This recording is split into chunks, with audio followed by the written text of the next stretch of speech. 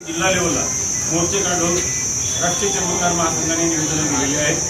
त्याचप्रमाणे रिपब्लिकन पक्षाच्या सर्व ज्या काही गट आहेत त्यांनी सुद्धा संपूर्ण महाराष्ट्रामध्ये आंदोलन केलेले आहे। सगळ्या मागासवर्गीय समाजाची यातून गरज आहे, कारण मनुष्य हा जो काही मुद्दा आहे हे आमचं मागणं नाही। आमचं मागणं आहे की अनुशेष कधी भरा, आमचा अनुशेष 2,74,000 बाकी आहे, तो अनुशेष भरण्याची काम तुम्ही करा आणि मग त्याच्यानंतर तुम्ही आम्हाला सांगा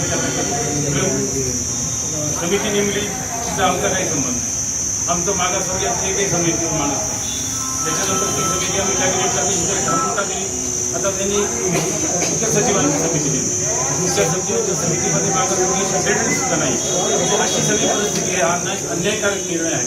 मुख्यमंत्र्यांची वेळ मागितलेली आहे, जेवढ्या 2-3 दिवसात वेळ देणार आहे आणि हे मुद्दे आम्ही प्रखरपणे मांडणार आहे आणि महाराष्ट्रातील नेते त्यांना एकत्र करून आम्ही 10-20 लोकांची परवानगी मागितली की 2-4 दिवसात मिळाल्यानंतर आपण निश्चितपणे जाब विचारल्याशिवाय राहणार नाही। एससी आरक्षण उपवर्गीकरण संघर्ष समितीच्या वतीनं आम्ही सर्व पदाधिकाऱ्यांनी निवेदन दिलं। समितीला चर्मकार संघाने सुद्धा पाठिंबा दिलेला आहे। आमचं असं म्हणणं आहे, जो बदर समितीचा अहवाल आहे तो शासनानं तात्काळ रद्द करावा। त्याचबरोबर आमच्या आरक्षणाला धक्का लावू नये। आमच्या आरक्षणाला जर धक्का लावला तर प्रचंड महाराष्ट्रामध्ये जन आक्रोश झाल्याशिवाय राहणार नाही। त्याचबरोबर आम्ही मातंगांना लहान भाऊ समजतो। त्यांनी कुठल्याही घाणेरड्या पोस्ट मोबाईलवर टाकू नये। जर मोबाईलवर जे लोक टाकतील त्यांना बाबासाहेब आंबेडकरांचे भीमसैनिक त्याच पद्धतीनं भीमटोला पद्धतीनं उत्तर देतील, याची नोंद सर्वांनी घ्यावी। गव्हर्नमेंटला आमचं असं म्हणणं आहे, आमच्यामध्ये सत्ताधारी पक्षाचे आमचे खरे समाज बांधव जे बौद्ध आहेत, जे बाबासाहेबांच्या समाजाला मानतात, ते सर्व लोकांनी पाठिंबा दिलेला आहे।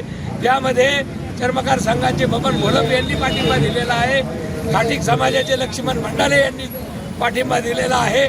त्याचबरोबर विविध पक्ष संघटनांमध्ये शिवसेना शिंदे गटाचे नेते आयुष्यमान विवानंद आप्पा काळे, राहुल भाऊ दिवे, त्याचबरोबर सनीभाई रोकडे जिल्हा अध्यक्ष यांनी सुद्धा पाठिंबा दिलेला आहे। सामाजिक कार्यकर्ते आमच्या समितीच्या सदस्य आहेत। त्याचबरोबर अर्जुन नाना पगारे यांची जिल्हा सरचिटणीस म्हणून या समितीच्या मध्ये आम्ही निवड केलेली आहे।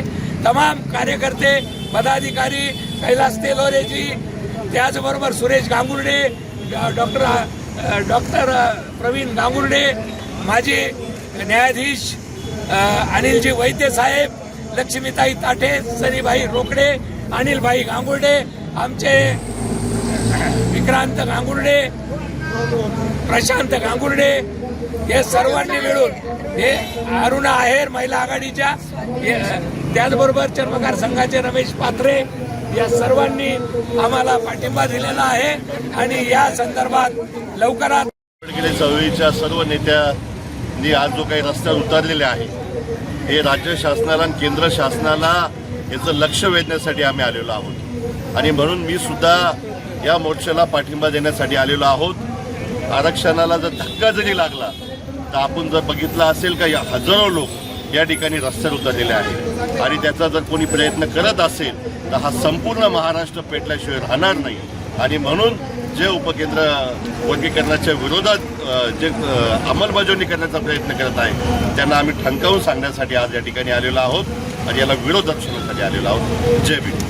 वर्गीकरण समितीच्या वतीने आज जिल्हाधिकारी कार्यालयावरती आम्ही निदर्शने करून जिल्हाधिकारी कार्यालयात निवेदन दिलेलं आहे का जर हे उपवर्गीकरण जर कुठे थांबलं नाही तर आम्ही 58 जाती आज आमच्या सोबत आहेत। आज माजी मंत्री बबनरावजी घोलप चर्मकार समाजाचे नेते त्यांनी पाठिंबा दिलेला आहे।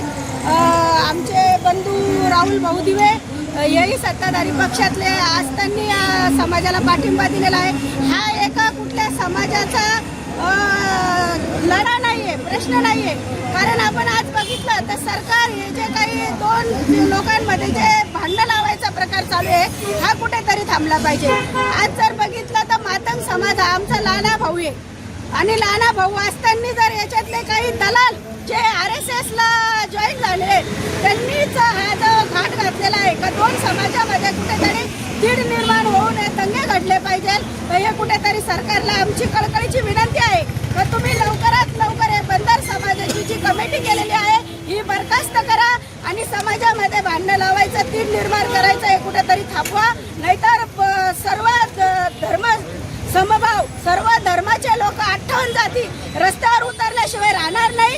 एवढंच तुम्हाला या निदर्शनामध्ये तुम्हाला आव्हान करतो आणि इथेच थांबतो. जय भीम, जय संविधान.